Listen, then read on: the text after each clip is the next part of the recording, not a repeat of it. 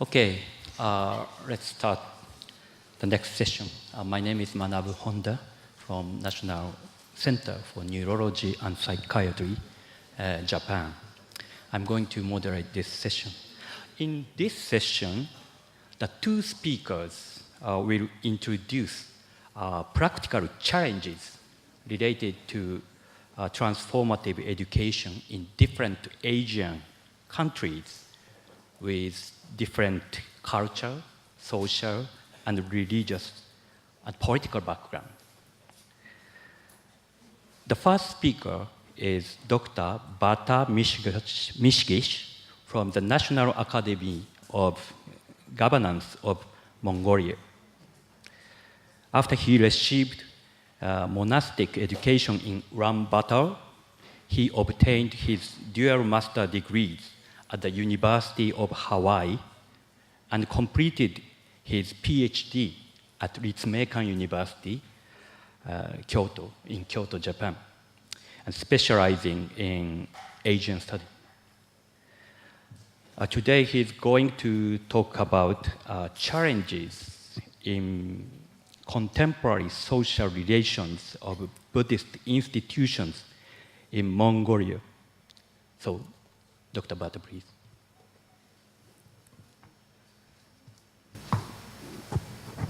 Thank you. Can you show my presentation, please? It's not yet on. Yeah. No. Just this one.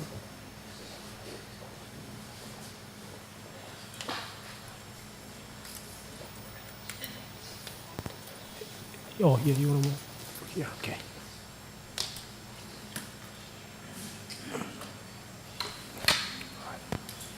Oh, it's not over here.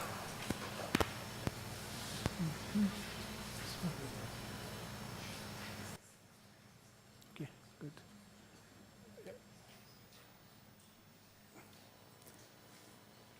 Sure. Okay. This one, yeah?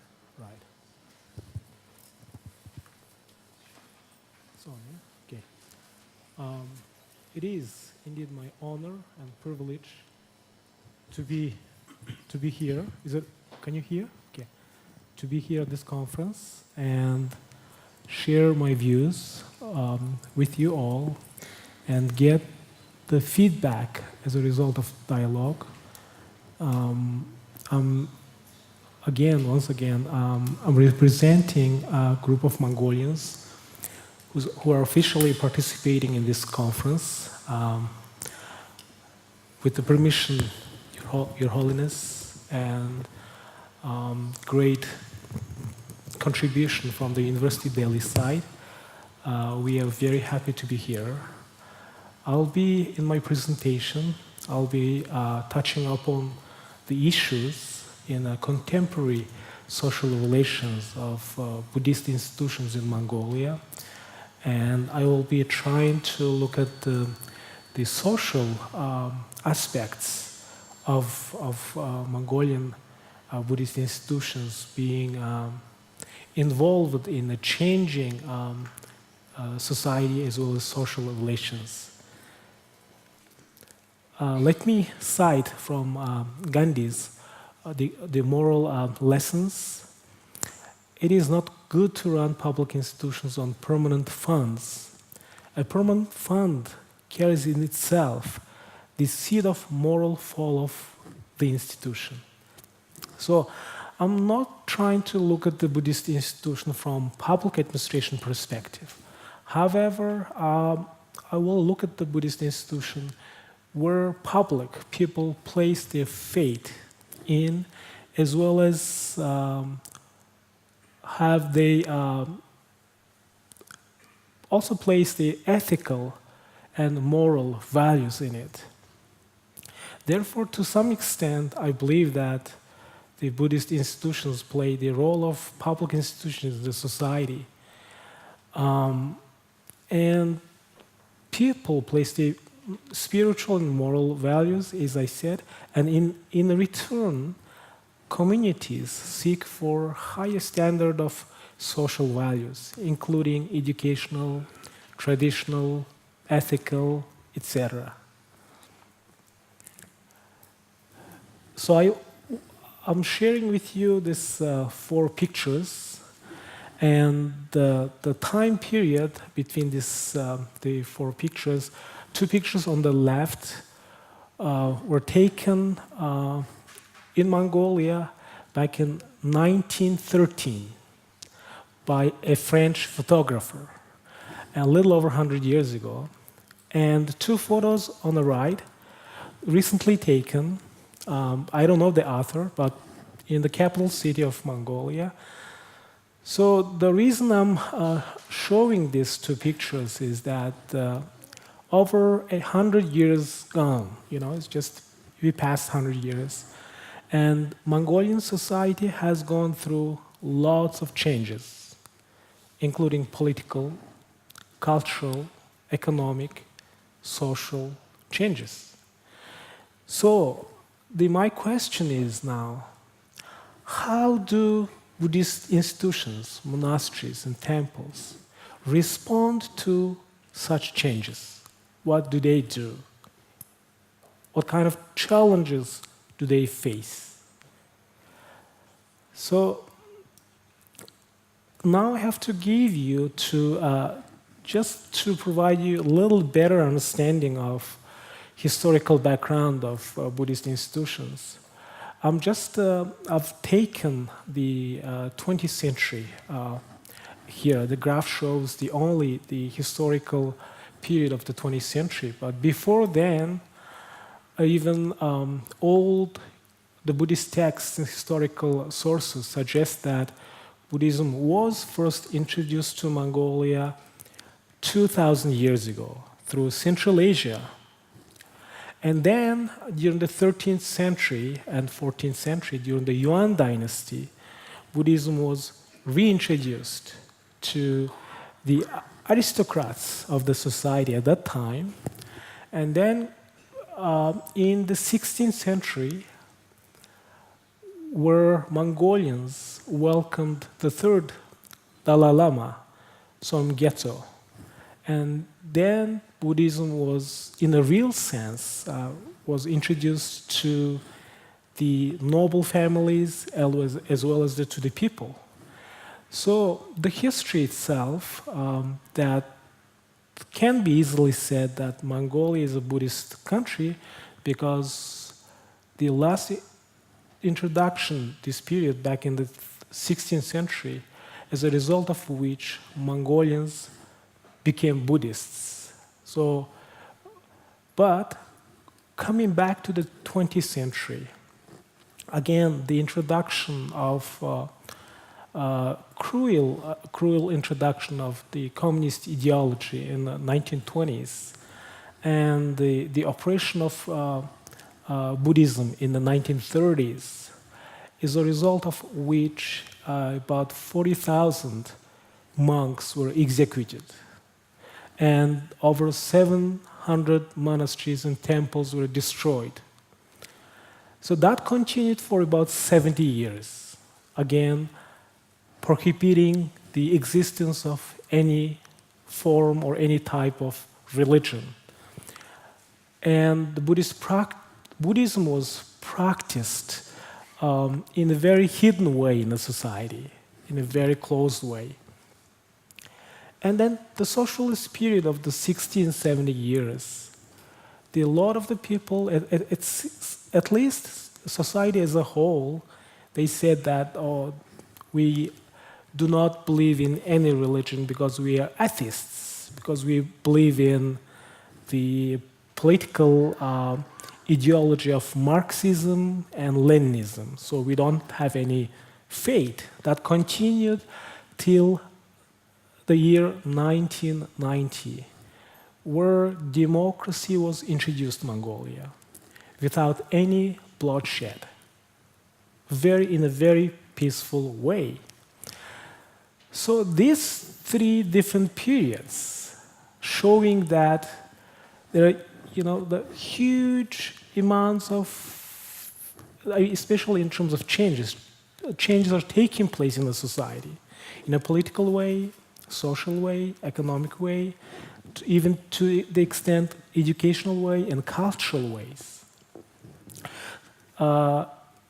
Thanks to the introduction of democracy, for past 25 years, we can see the revival of Buddhism and the reestablishment of monastic institutions and increasing number of monks being trained and educated at the monastic institutions.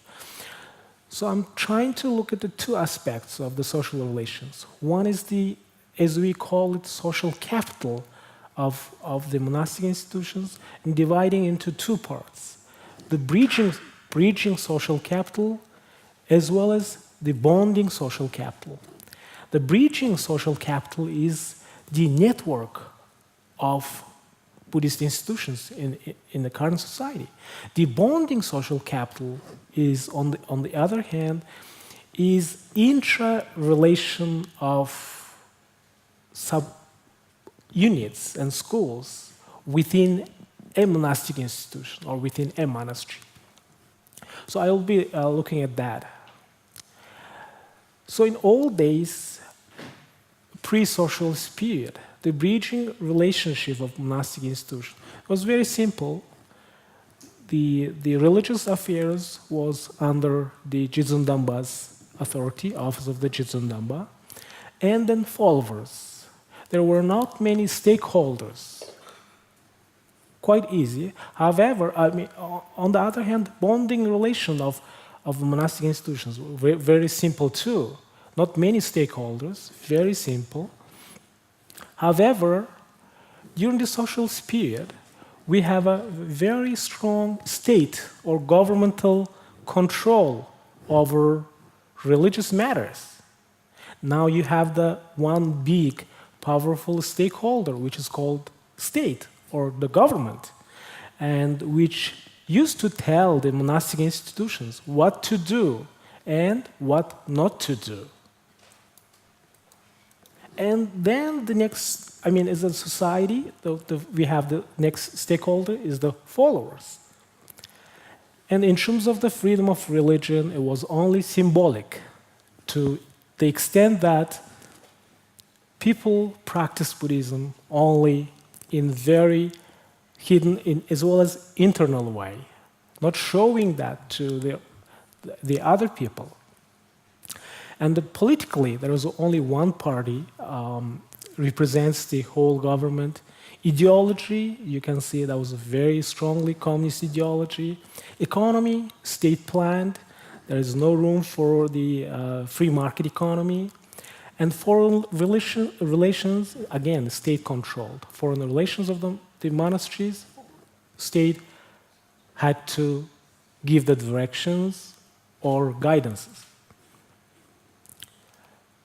But now, we have, again, as a result of the democratic, the changes in politics, economy, in the social life, we have the freedom of faith in a real sense, in a true sense. And society has become a multi-faith, multi-religious society. And in this regard, again, in past 25 years, again, in the field, in intellectual field, education has changed, the curriculum, the education of the trainees, and the religion has changed to some extent, art and culture, and we have different social values. And in the field of politics and law, we have a new legal system based on democratic, just election, and multi-party system. And we have the 22 political parties officially registered.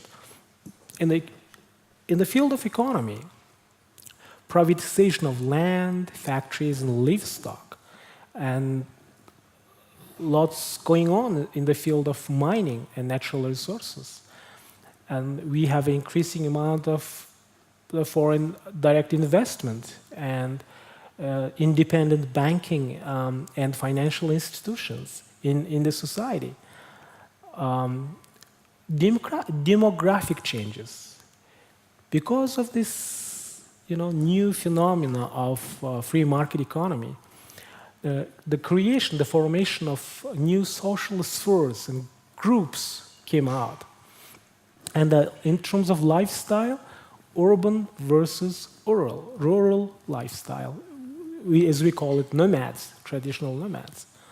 And relatively young and better educated population.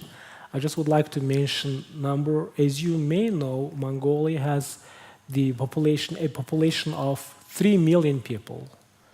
And that's very small compared to any bigger nation states in Asia.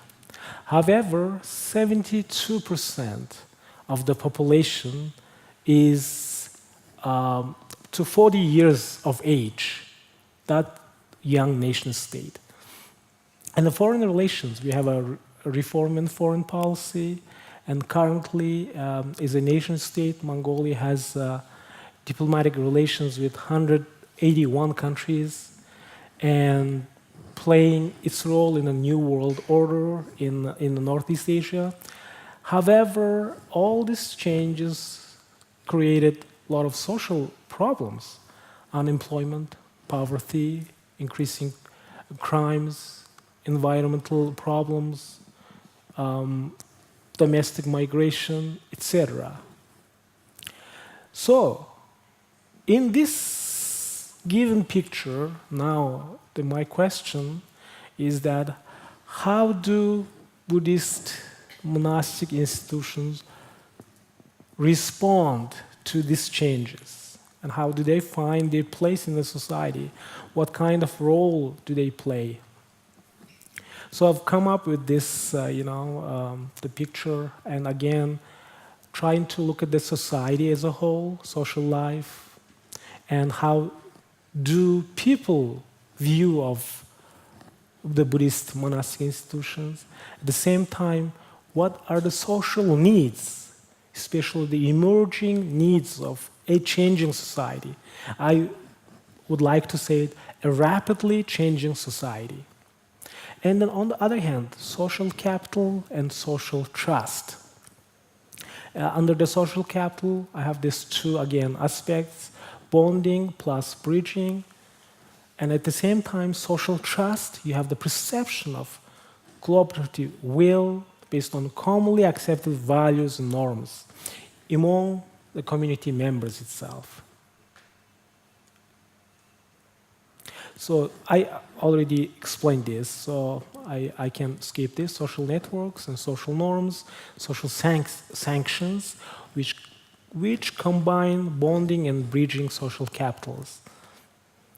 Now, just give you some numbers. Number of monasteries located in urban areas, in the cities, now it's 52. And in rural areas, that means in the countryside, a number of monasteries is 94.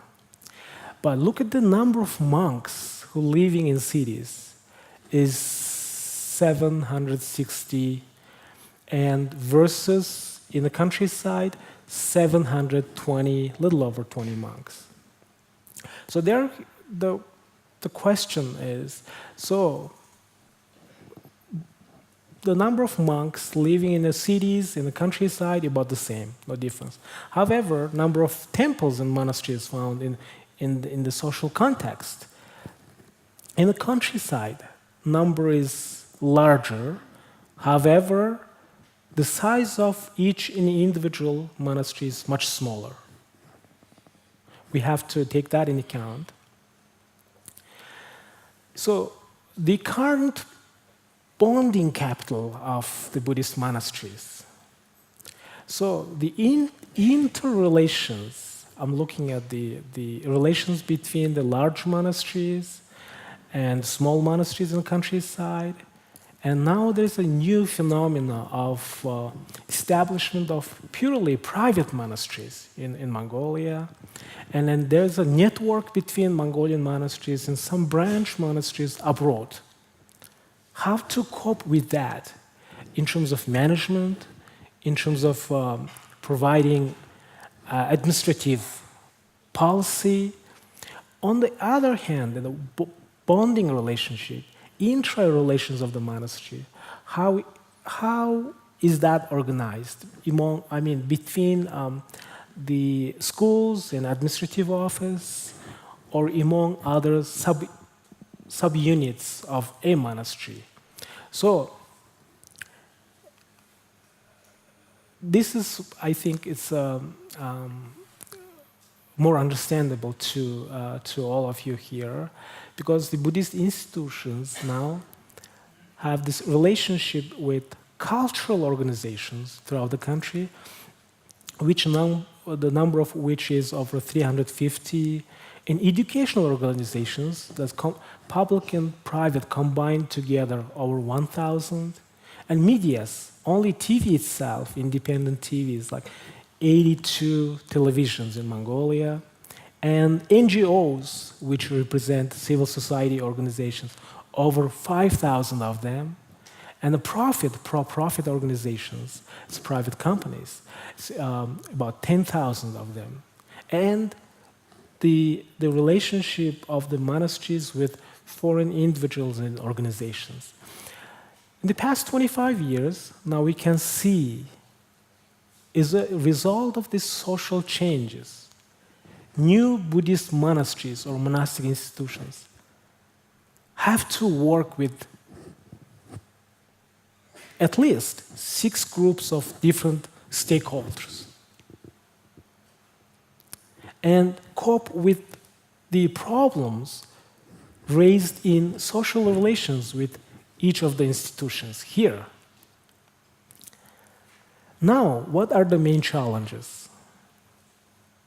How the coordination of monastic institutional operations through laws, registration and licensing, and property relations, and monitoring and evaluation of the activities run by monastic institutions. When it comes to the social capital, I can't clearly see the good responsive management of monastic institutions to cope with this such emerging issues. So I'm saying, like, not successfully meeting the emerging social needs because there are too many new stakeholders in social relations, and the approach is rather too conservative. And in terms of the organizational capacity, human resource, they have to plan how to train and educate monks, and they have to have a different and new perspective on the financial management, the reporting, and they have to create rather new organizational culture, and they have to take a new approach in improving their public relations. What they need as a whole, they need very strong consolidated policy and agreed vision among monasteries as well as among monks, and which I hope would in return give us effective network and quite timely rules and regulations, again, both inter and intra. And they have to have also effective as well as efficient monitoring and evaluation method. Only focusing on the education and human resource aspect, which I look at as fundamental issue in my presentation, they have to have monastic education as well as informal educational curricula for lay people, and to some extent also combined educational program of traditional knowledge and contemporary management. I'm not saying that all monks have to know Western management, but those who work for the administrative office of monasteries, they have to know the basics of Western management. And they have to know what to take and what not to take in terms of knowledge and in terms of application of that knowledge. So, therefore, again, the monastic institutions, they have to come together and have a very open dialogue and propose this. We need this. If we have this effective network, we would be able to cope with these changes. So, again, the next question is how to meet the social needs of a changing society. Public relations closely work with the followers and supporters. And let the people actively participate in their activities in the form of volunteers, in the form of supporters. How to work with the state agencies. They have to sit together with the government and say, okay, we need this policy and we need this legal support from the state. We have to do this registration licensing in this way, and this is rather effective way. And in terms of the property relations, how to work with the private monastery and how to work with the existing large monasteries. Media, I definitely would say that they need new approach in working with the media. And educational relations, monks, I do realize they have to have a separate curricula. However, this is two ways I'm looking at. One is the monastic plus secular. And within the secular education, we have to focus on two aspects as well, formal, informal. We have the monasteries, the monastic institutions have to use art and cultural programs. What the Buddhist traditions contain in their traditions is the valuable art and cultural aspects. They have to share it with the people. They have to share it with the young people, our children, and they have to educate them. So I'm kind of appealing to all of you that trying to lead this four elements and aspects in my discussion on what Buddhist monasteries then should do. One, again, ethical aspect in public relations. In other words, monastic institutions, they need to set examples of high ethical and moral conduct in social relations. They have to show the example. When it comes to educational programs, they have to have a strong ethical content. Increase the ethical content in formal as well as informal educational programs. Third, Buddhist content in cultural relations. Effectively utilize art and cultural aspects with Buddhist content. Promote and preserve traditional values based on ethical and educational elements. And the fourth, which I would say quite difficult, finding a balanced approach in working effectively with different stakeholders as to meet the emerging needs of rapidly changing society.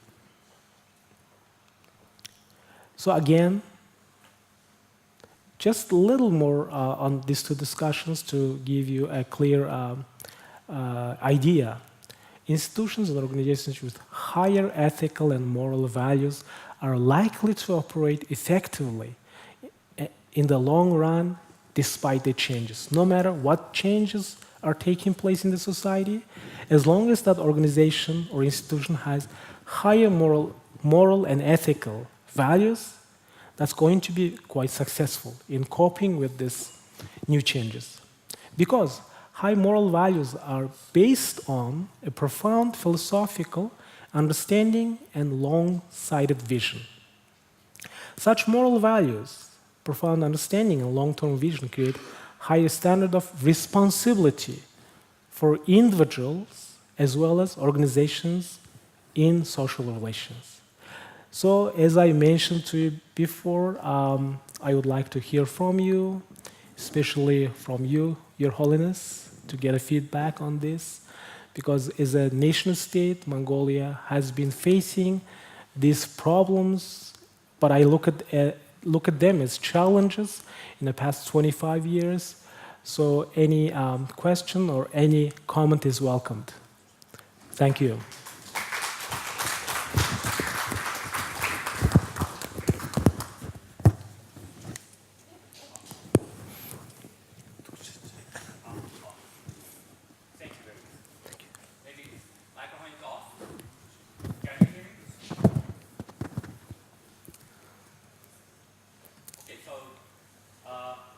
Very much,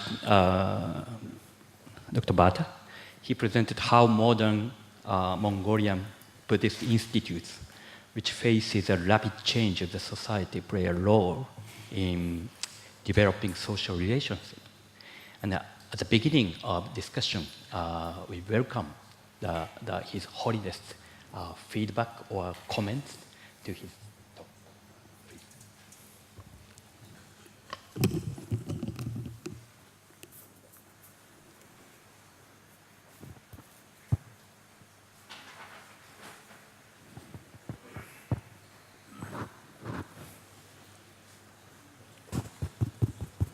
Yes.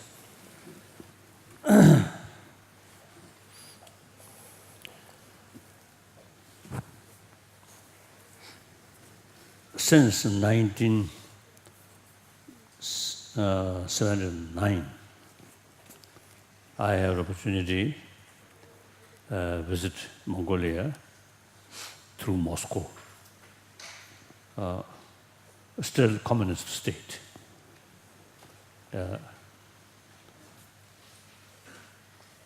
So religious freedom, because of within the compound of Ganden Monastery, some freedom. Outside, no freedom. I remember one sort of part of my sort of program is they arrange one visit one museum. So the guard of the museum, you see, when I come out, the guard, without any sign of faith, he tried to shake hands with me. Then I respond. I notice in his palm, small rosary. So he wanted to get blessing, but do not want to show other people as a faith. I mean, some kind of sort of faith. No. Faith.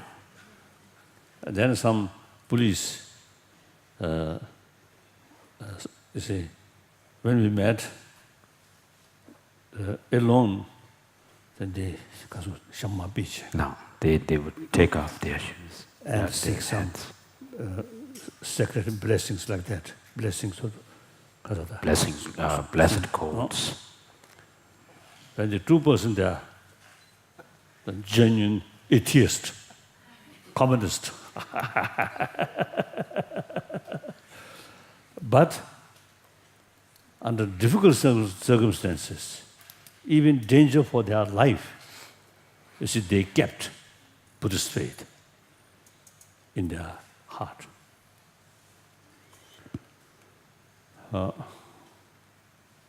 So then, after you got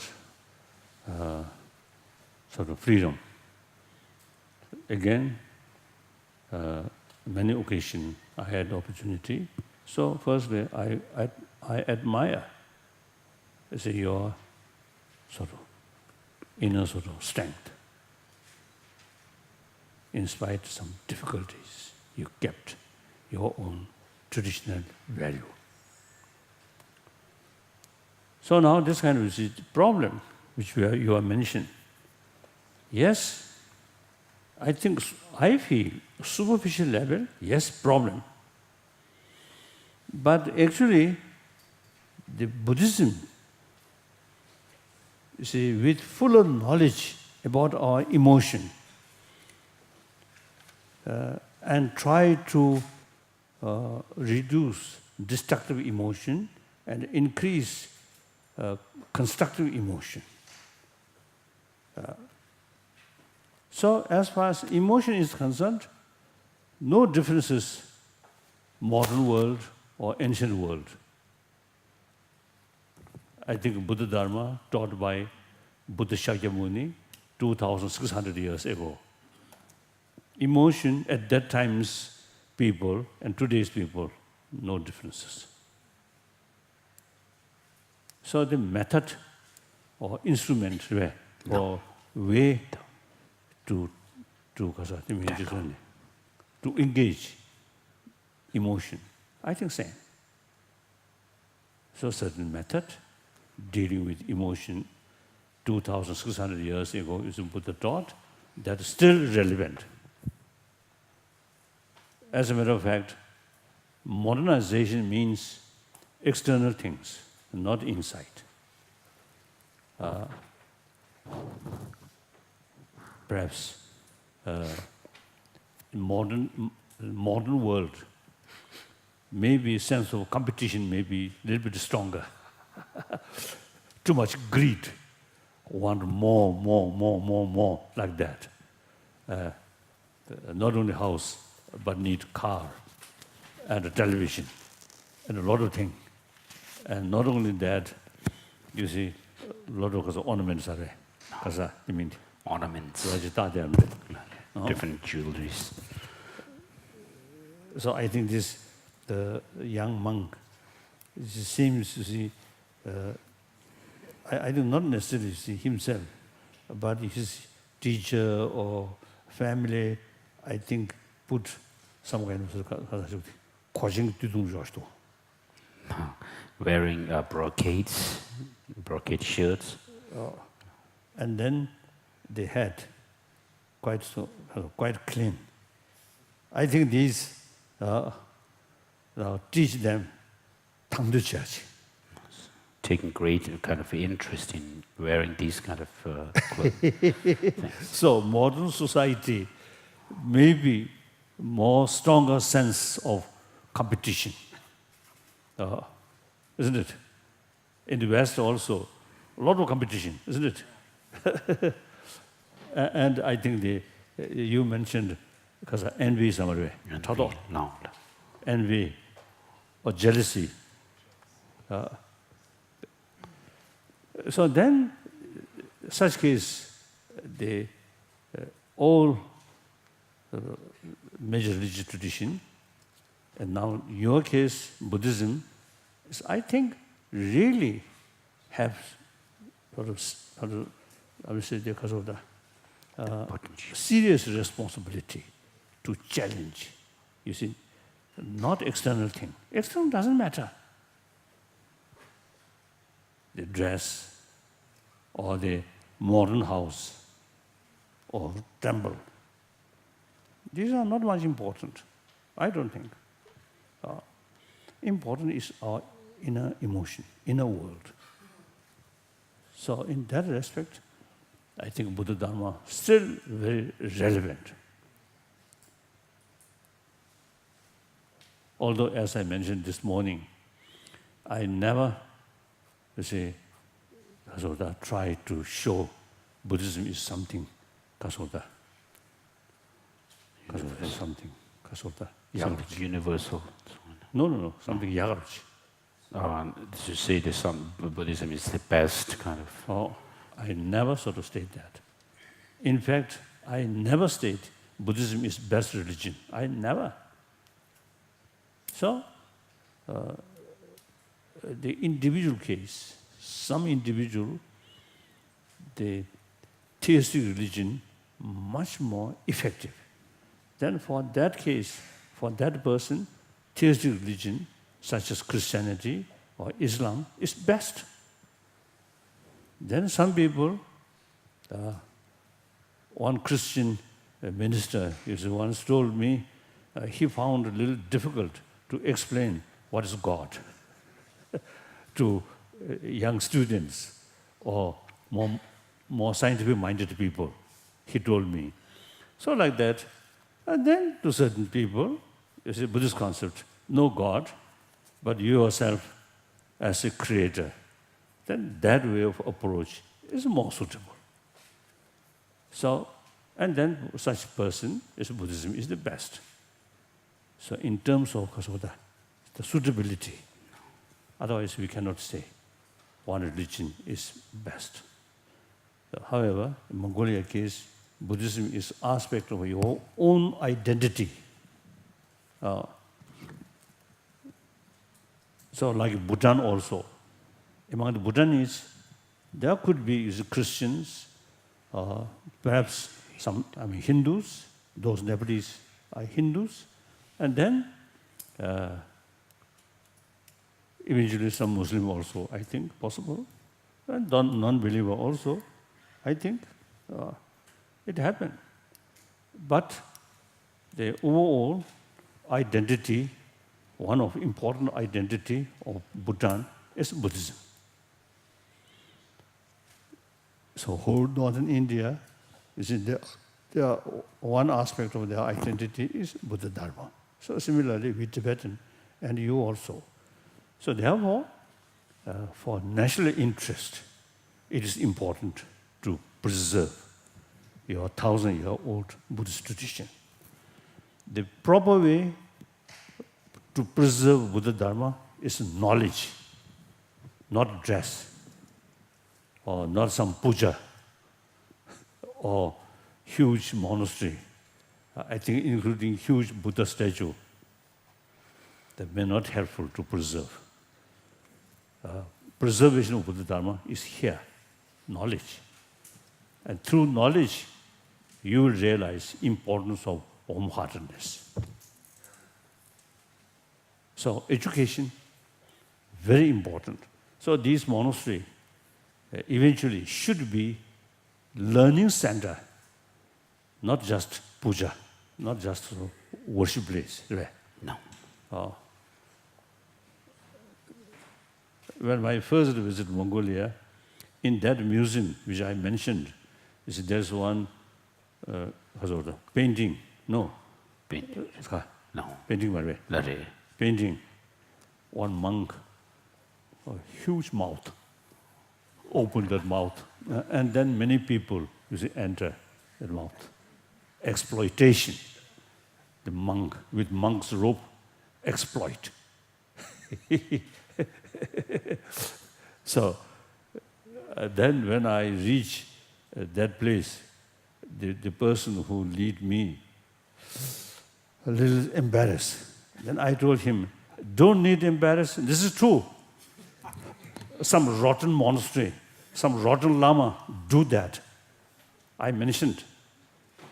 So it is good. You see, remind us we should be sincere. So if every people say, oh, Lama is wonderful, wonderful, then Lama sometimes may become something quite strange. If criticism there, then Lama realizes, oh, we have to behave well, otherwise criticism comes. So that's very important. That's very important, like that. So, of course, I am not specialist in these problems. You see, you have to find ways and means to overcome these problems. But basically, I feel knowledge about Buddha Dharma, and including very detailed knowledge about world of mind. When we say the English word not sufficient, in Tibetan word, at least you see about 51, I'd say, minor consciousness identify very clearly. And then 6 main minds. And then further sort of subdivisions, a lot of different sort of minds or thoughts. And then clear sort of explanation, interrelations, as you clearly mentioned, or you clearly mentioned. You see, things, one mind one thought, not independent, but related with other thoughts. And thoughts at the same time as well as previous moment. You see, these, unless you have fuller knowledge, usually I call map of mind, then difficult to deal. These destructive emotions, you see, will not go away through prayer. We ourselves make effort. In order to make effort, you have to know. For example, the other day I mentioned, you see, meaning of jihad. Not sort of harming other, but jihad is combat your own destructive emotion. Now here, like, you see, in order to carry effective jihad, you have to know the enemy.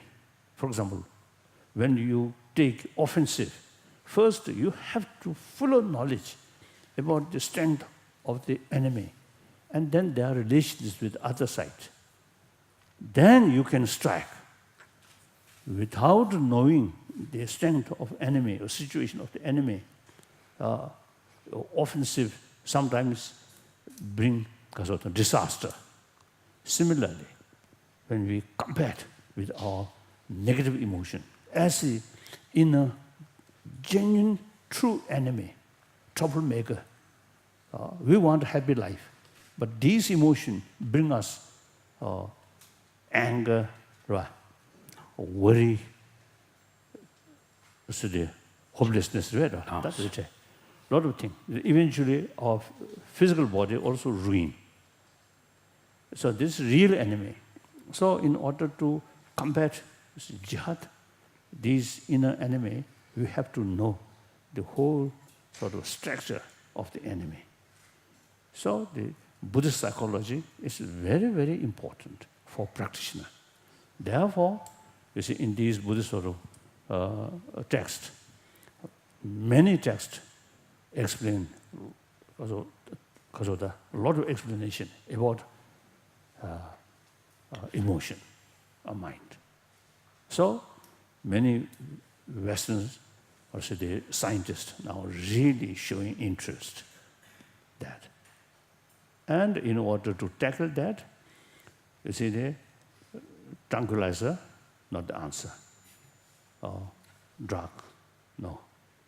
Your case, vodka, no. Only thing is wisdom, understand the whole system of the destructive emotion. Then, what is the counterforce within the emotion? That's the only way to engage, to combat effectively. So study is very important. I think in order to carry struggle or combat the emotion, the physical strength, not much help.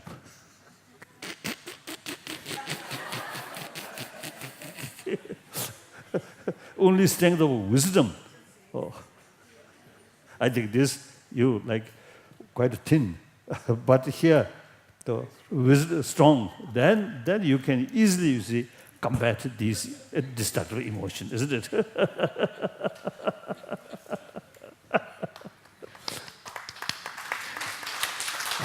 Thank you very much. Very insightful comment. And now I want to accept a couple of questions from audience. And at the beginning, please identify whether your question is directed to Dr. Bhatta, or to His Holiness, or to both. Okay. Any questions? Yeah. Microphone.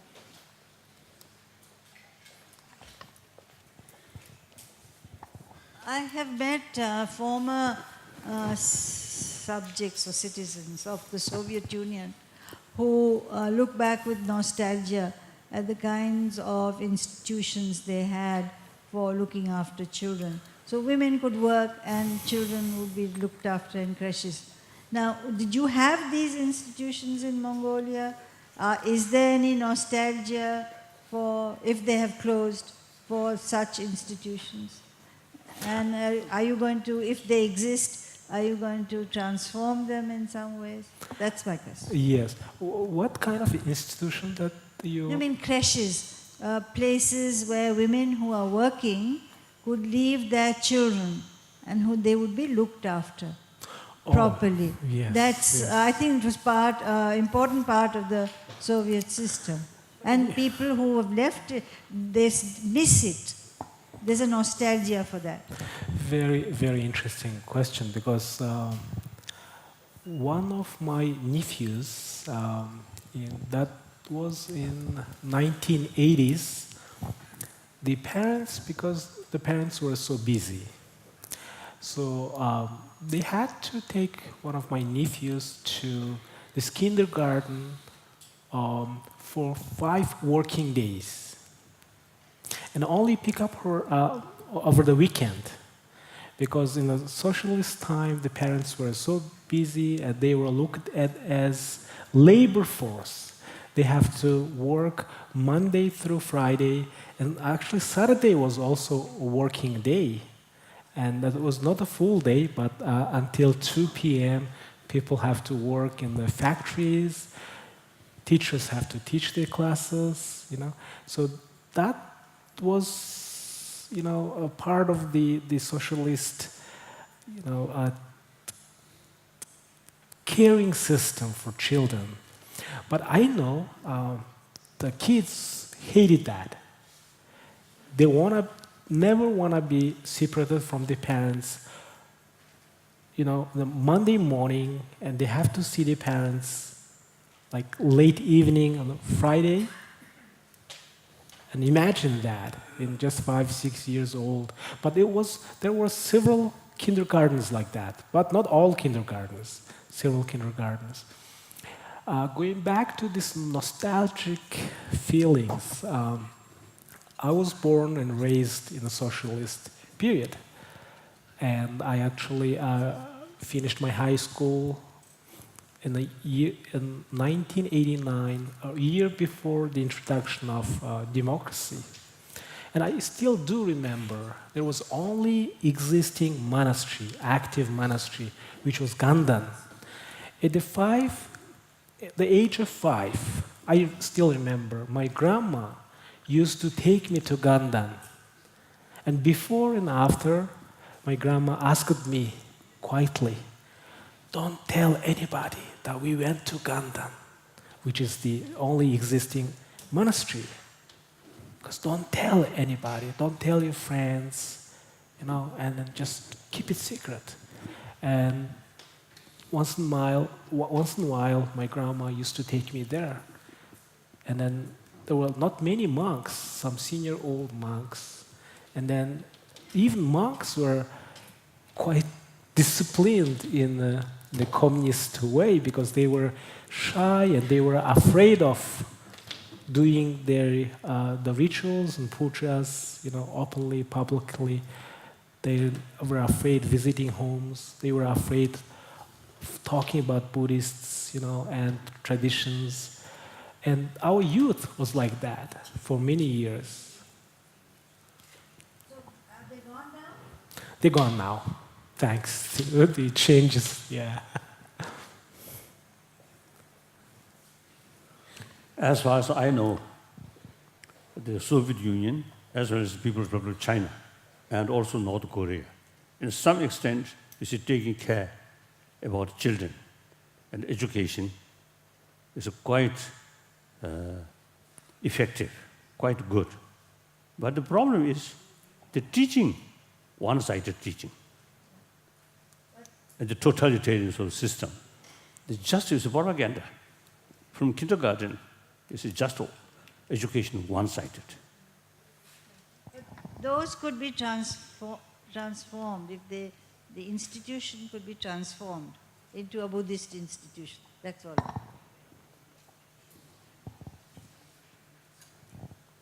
Okay, I'm I'm sure wondering, what is his mouth? Oh, I think there's There's something candy. sweet. With candy with the stick, little stick. Hmm? What's it Cheese. called? 지리 나 지리 요바까지 요바시.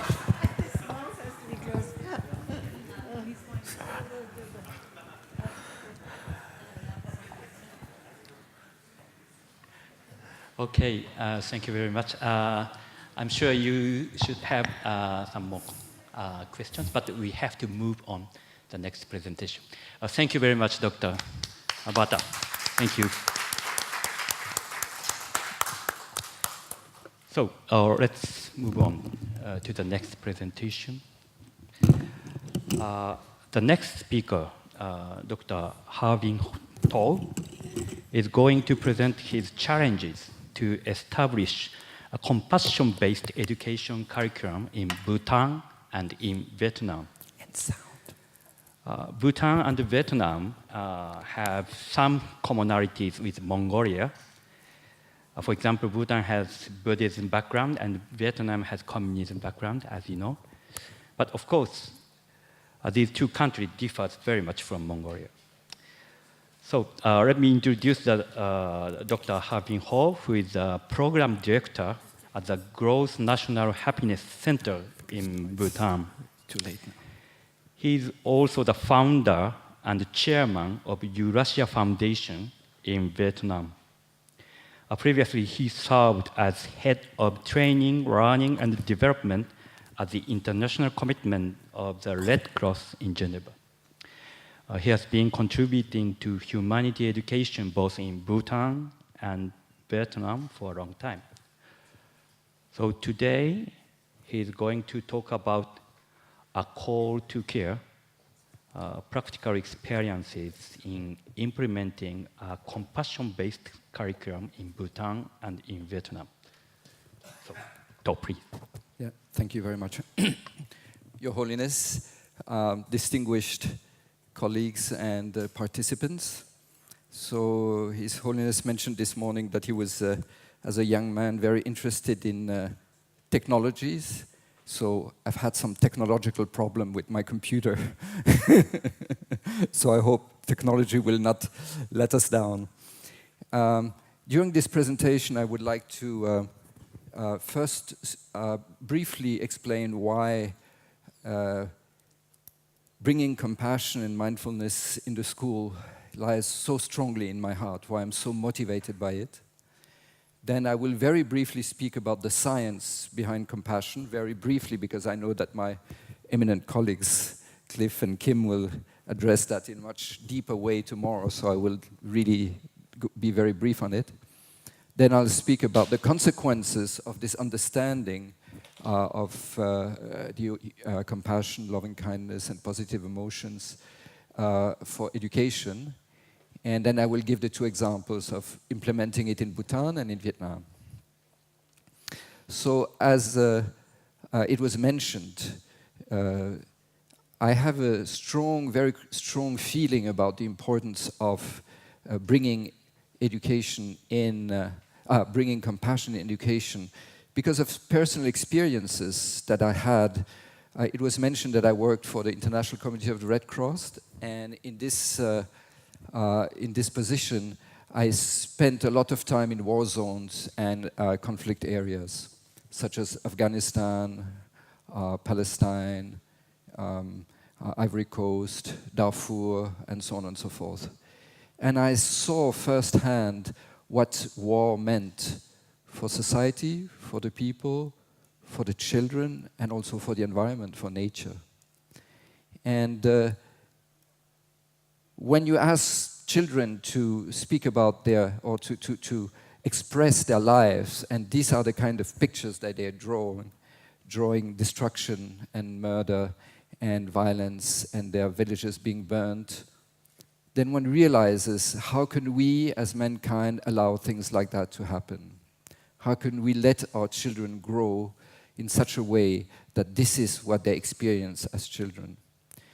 And the other thing that I realized very strongly being exposed to these realities is that wars and violence, conflict, armed conflict are just the tip of the iceberg, and that actually the violence is in the system itself, in the structure, in the way we conduct our economy and our society. But the way we conduct our economy and our society, again, is the product of the human mind. I mean, this is not God-given, what kind of economic, political, or social system we live in. Therefore, if it has been created by human minds, it can also be transformed if we can transform the human minds. And I'm convinced that the strongest, the most powerful leverage point that we have to transform the human mind is by transforming our educational system. Because is that the kind of childhood that we want for our children? These pictures are, I believe, from Myanmar, but I saw children like that in Congo, I saw children I liked in Darfur, where you have kids that are almost smaller than their own guns. And working with the ICRC, when we were coming to checkpoints manned with children soldiers, we were really afraid, because you cannot reason with them. These are just children, and most of them were drugged or under influence of alcohol, and they've been brainwashed, and they've been completely utilized by adults for war. And these are really crimes against humanity. So we want a different kind of childhood. And allow me to quote Your Holiness's fellow Nobel Peace recipient, who was saying, "No one is born hating another person because of the color of his skin or his background or his religion. People must learn to hate, and if they can learn to hate, they can be taught to love. For love comes more naturally to the human heart than its opposite." So what kind of education can we provide that we teach children to love rather than to hate? So this is a picture that was taken, I think, 2 years ago. March 20 has become the International Day of Happiness, and that was in Bomtang in central Bhutan, and we had a happiness day, and we organized meditation with teachers, parents, and students together. So children who have this kind of childhood, they will draw this kind of picture, feeling happiness and showing the world in which they live. Or this one, we asked the children we asked them, "What is happiness for you?" And these are like, they were maybe 9 years old, and they said, "Happiness is loving, sharing, caring, and traveling." And you see there's even a little TV, and there's a little car, but there's also nature, and there's their classroom as a place of happiness. So I'm not sure how many children now would draw their classroom when you ask them, what is a place of happiness? So this is sort of, for me, the background. And allow me to quote Your Holiness, because I think that is so important for all of us to realize that love and compassion are necessities, not luxuries. Without them, humanity cannot survive. And I believe, very deeply believe, we are at this crossroad, at a threshold, and we have to make strong choices. So are we going to go in the direction that I saw in the beginning, or are we going to go in this direction, where love, compassion becomes the core values shared by all human beings and that we bring to our children? Now, very briefly on the science of compassion. Again, I will not go deeply into it because I will leave it to my esteemed colleagues, but just a few words, because in the light of secular ethics, it is so important that we have strong scientific foundation to justify, to explain why compassion and mindfulness and things like that, emotional learning, are important. The first thing I would like to show is an image of the plasticity of the brain. As a proud father, I must say that this image was done in the lab headed by my daughter, who's also doing neuroscience, and shows the evolution of the human brain from 24th week of pregnancy, which means 6 months, until the first years. So here this plasticity of the brain appears as an image. So the question is, what makes the brain transform in this way? So His Holiness mentioned, the mind, that reductionist science thing, saying, oh, mind is just a product of the brain. But if mind is just a product of the brain, well, the question arises, maybe I show it again, I think it's quite spectacular, how this amazing transformation takes place during the end of pregnancy and beginning of youth, and we know that it doesn't stop. Now, for an old man like me, I have a very good news to share with you. I spent a few weeks ago, I was with Tanya Singer, also from the Mind and Life, and she told me, according to the latest research, brain plasticity doesn't stop at all, even at old age. So even though I'm old and I have a thick skull, I still can hope that I can learn something from Your Holiness and transform my mind a little bit. It's not too late. And the other thing is that we have growing scientific understanding on the effect of meditation on the mind and on the brain. I mentioned here Tanya Singer, but of course, Cliff and Kim are doing similar researches. And until recently, we just knew barely, well, somehow meditation is good for you, which is about as much as saying sport is good for the body. But then, running a marathon or swimming or all kind of sports have a very different effect. And now we are coming into more subtle areas. For instance, Tanya Singer in her research was able to show that mindfulness meditation, compassion meditation, or cognitive meditation have different effects and work on different parts of the brain. So we come now to a much more differentiated knowledge that enables us also in the school systems to work in a more subtle way. And finally, again, that's a research from Geneva University, and that shows that, so we know that compassion changes the mind of the brain of the one experiencing compassion, feeling compassion. But what we also know now is that it also has an effect on the brain of the one receiving compassion. And these were studies made with the voice of the mother on premature babies and the brain reaction to when the mother with loving care sings a lullaby for her baby, it actually has an effect on the brain structure. If it's a foreign voice with less compassion, less effect. If it's a recorded voice, like a digital, although it sounds the same, it has zero effect. So it's actually the care and the compassion of the mother has a direct effect on the brain of the child. Now, let us look at some consequences in the field of education. First thing is, I think most of our educational systems are still the remains of the industrial age, where educational systems were actually structured in such a way that they answered to the needs of the industrial revolution of the 19th century. With,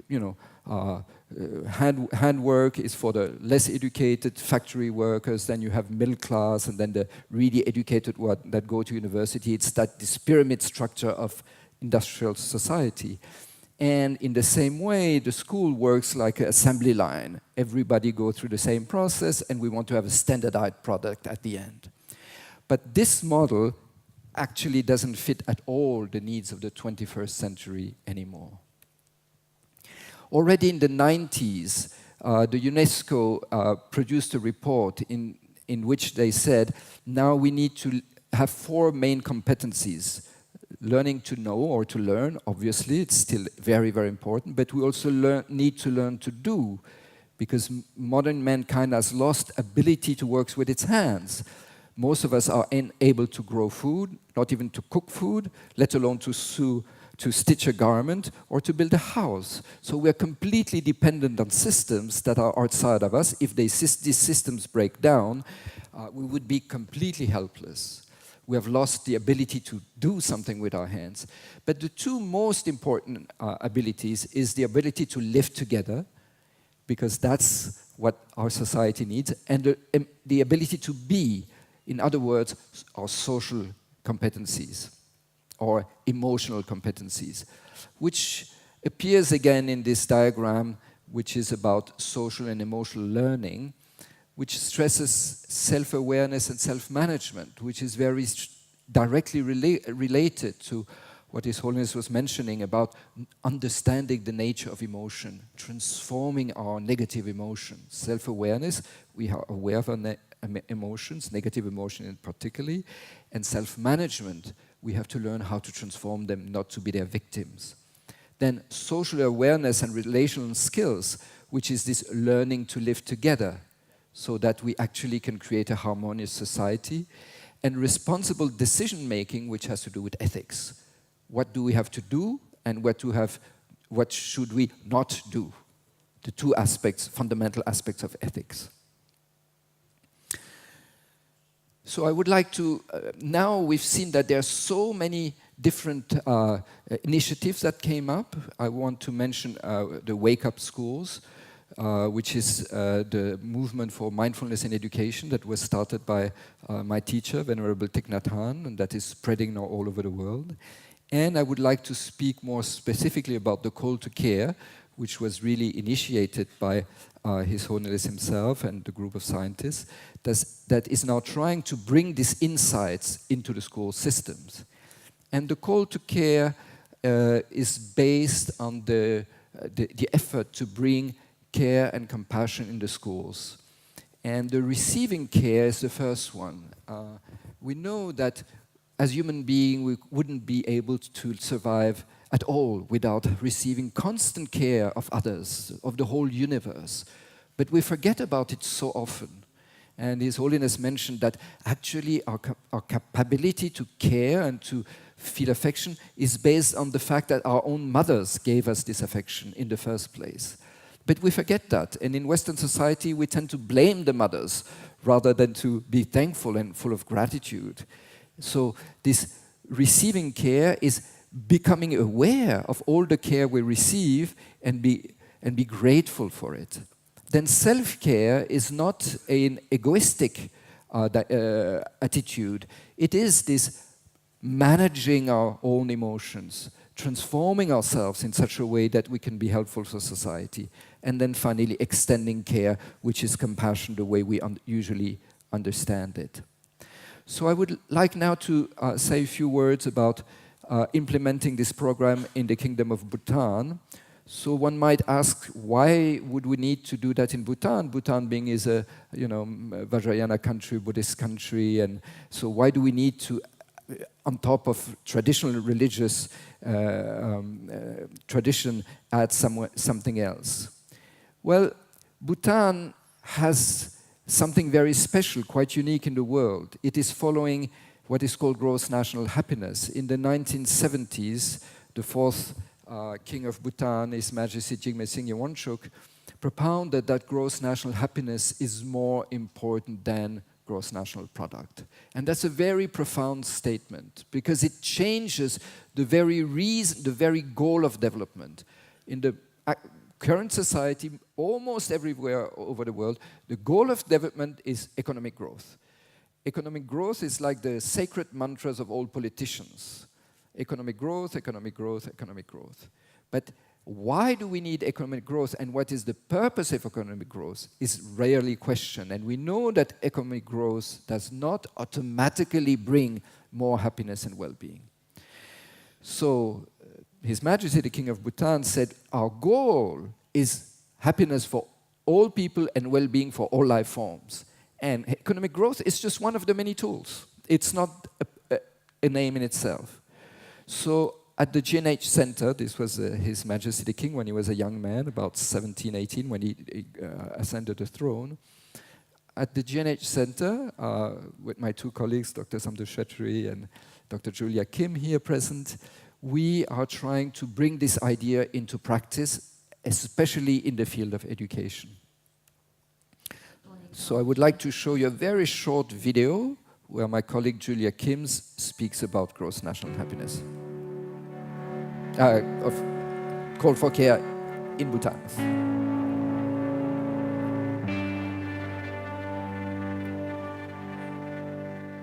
In Bhutan, there's already a strong foundation on the philosophy of gross national happiness, which very much has compassion and mindfulness and care and concern for others at its center. But the real challenge that Bhutan is facing, and particularly young people, is a period of rapid social and economic change that's coming to the country.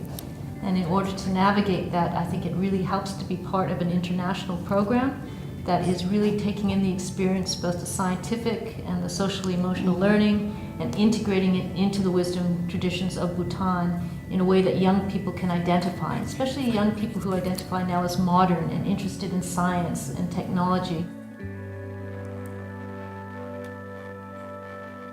They want to understand what is the rest of the world interested in compassion, and why is it good for us as Bhutanese and as world citizens to participate in this kind of initiative.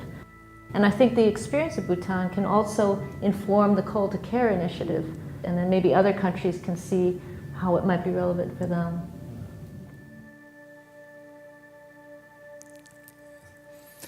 So our plan in Bhutan, now we're working with Pilot School and with the Ministry of Education, and the plan is over the coming years to spread this program to all the schools of Bhutan. And I would like to show you another short video, because it's so sweet, how this extending care has been put in practice in one of our partner schools. Oh no, that was the last Happiness Day. In one of our partner schools, so that we see that care is not only care for others, but also care for the environment. Sorry, I was telling, yeah. Oops.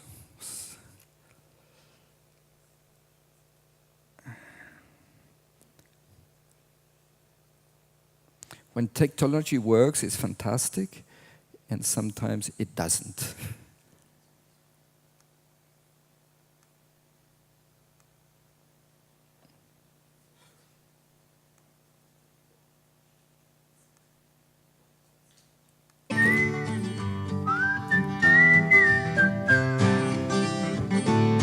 I can and you can, together we can be the change in the world. I can and you can, together we can be the change we want to see. Feel, imagine, do your part. Feel, imagine, do your part. I can and you can, together we can be the change in the world. I can and you can, together we can be the change we want to see. Feel, imagine, do your part. Feel, imagine, do your part. I can and you can, together we can be the change in our world.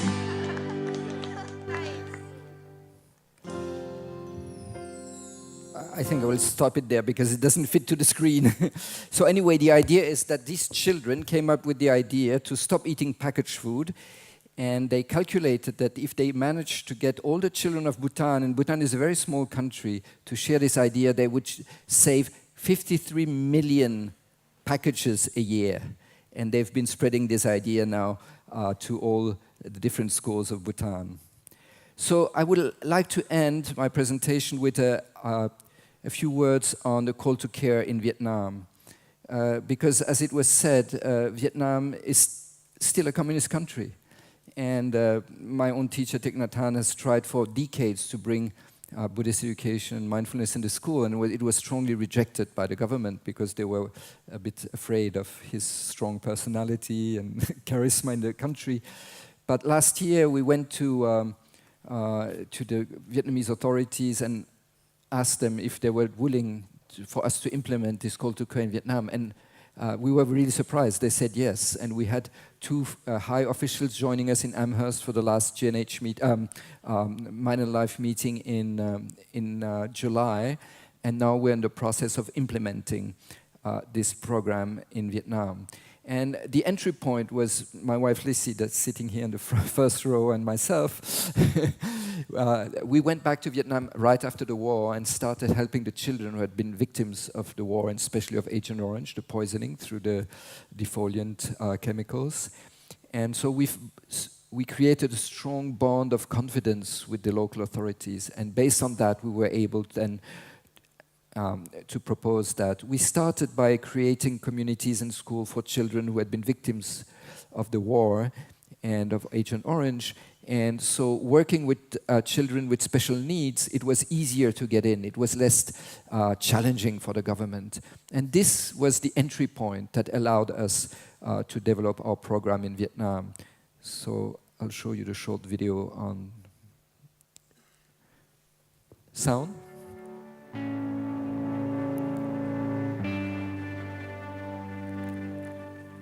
The work in Vietnam has been in the field of special education.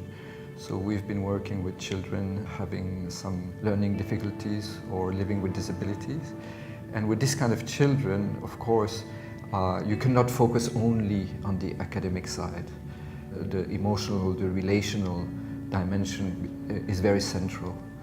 In Vietnam, we are trying to promote inclusive education, where we want all the different kind of children to be together and work together and learn together. The dimension of care is extremely important. Children have to understand that they have to extend care to other pupils. So easily there can be discrimination or rejection of different children.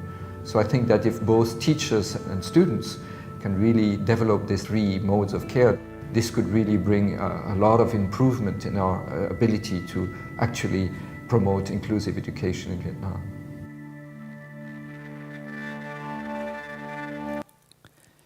And I'm very happy to report that this program is going extremely well. We have built a 16-week curriculum that includes the 5 social and emotional learning competencies and the 3 modes of care in a number of pilot schools. And again, the ministry has agreed that if the assessment is positive, it would be upscaled to the whole of Vietnam. So Vietnam might be, although it's a communist country, one of the first countries in the world to have a comprehensive social emotional learning and compassion and mindfulness training built in all the schools. We are assessing it together with the Hue University and the Geneva University. And we have good hopes that we will be gradually able to scale it up, although it needs resources that are, for the time being, far beyond our capability. So let me end with just a calligraphy of my teacher, Thich Nhat Hanh, who is right now quite weak in his health, but his spirit is still strong. And for one of our conferences, he wrote this calligraphy that I truly believe in. Happy teachers will change the world. Thank you very much. Thank you very much. Oh, thank you very much, Dr. Dong. Before accepting questions from audience, could you make some comment, His Holiness? Sorry.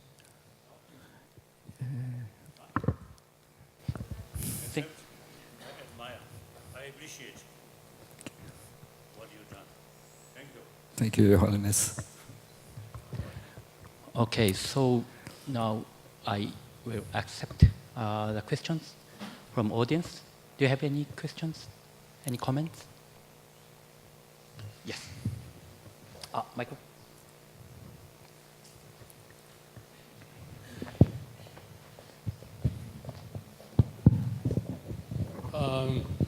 I really appreciate your work, and gross national happiness is a wonderful idea, and I can accept the fact that it will work in Bhutan. There's no doubt about it. It's already a Buddhist country. It has a Buddhist king who then sponsors the whole idea. So one can expect Bhutan to be perhaps, in my somewhat cynical view, the only place where gross national happiness will work well. I am somewhat skeptical that in spite of your good work and in spite of the importance of what you are doing in Vietnam, that in the long run, whether Vietnam can change, you see, and produce a world in which the gross national happiness has any place at all. Because, unfortunately, we are living in a world where greed has become fully entrenched in the economic order. There is, you see, the trishna, or greed, and the accumulation of wealth in a kind of unlimited, uncontrolled accumulation of wealth has become normative in the US, in Europe, in my small country of Sri Lanka. And I certainly wish some notion of gross national happiness can work in other small nations, though I'm not sure that given the current economic order, that's a possibility. I'm sorry to say I wish it was. Yes, if I may respond to that, I think two things. First of all, we've seen at the GNH Center, and my colleagues can, I think, speak even better than me about it, a growing interest worldwide for this. So we've had, our U.S. U.S. governors coming in, businessmen, business people, and so on and so forth. So I think there's a growing awareness that the system in which we live is not sustainable and will collapse. And I believe that we are in a threshold, a crossroad, because ecologically it cannot really continue the way it has. We are already consuming 1.5 planets a year. It means that the year takes 18 months to produce what we consume as mankind in a year. We live in a world where 2 billion people still live under the poverty line. We live in a world where 1 million people a year take their own lives. So there's also, and many of them from rich countries, not from poor countries so much. So these are just symptoms that show our current system has come to a dead end. And more people are becoming aware of this dead end, and the change has to come. To me, the question is more not will the system change or not, because for instance, the current economic system is totally unsustainable and we will go from one bubble to the other, exploding bubble to the other. But at what cost will it come? So gross national happiness is a way to bring about change in a way that is not because we suffer so much that we won't have the choice anymore. Because it's like a choice through a conscious choice. It's a conscious choice. The other option is that so many catastrophes happen that systems collapses and then we're faced with the consequences.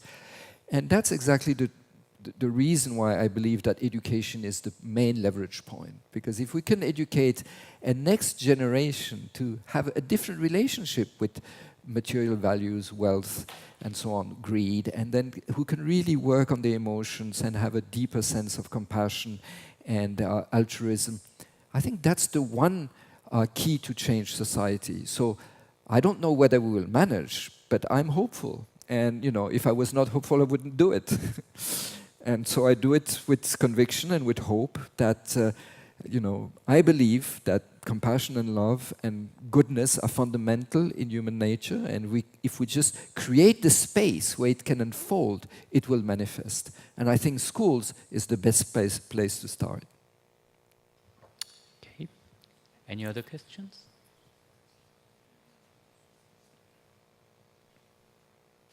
No? No question?